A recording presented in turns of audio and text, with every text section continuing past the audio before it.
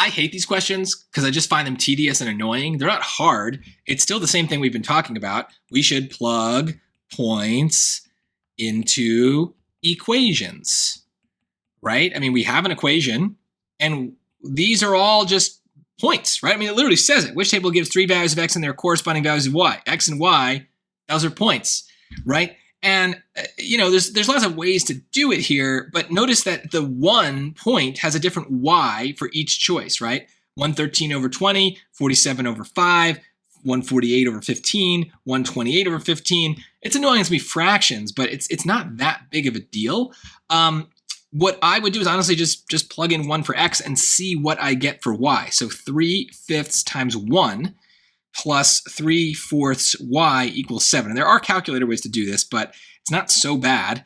So minus 3/5 from both sides. I am going to go to the calculator for that, because I don't want to deal with common denominators and whatnot. So 7 minus 3/5 is 6.4, which is 32/5.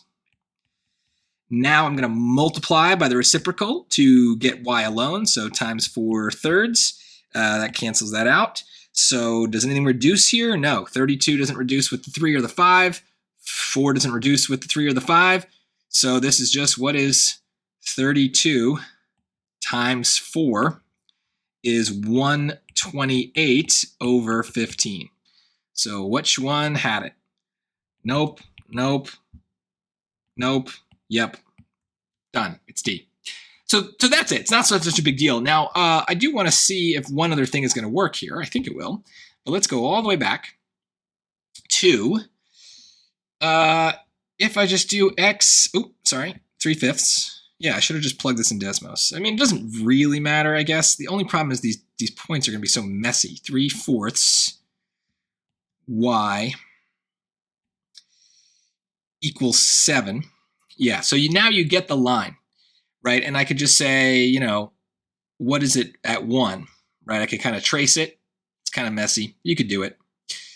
You could trace it a little. There it is, 8.533. So I just need to figure out what that is. Or if I was really bothered by it, I could just do x equals 1 and find that intersection. Now it's tappable. So 8.533. I would just be like, okay, what fraction gives me that? Let's just say I wanted to try choice A first.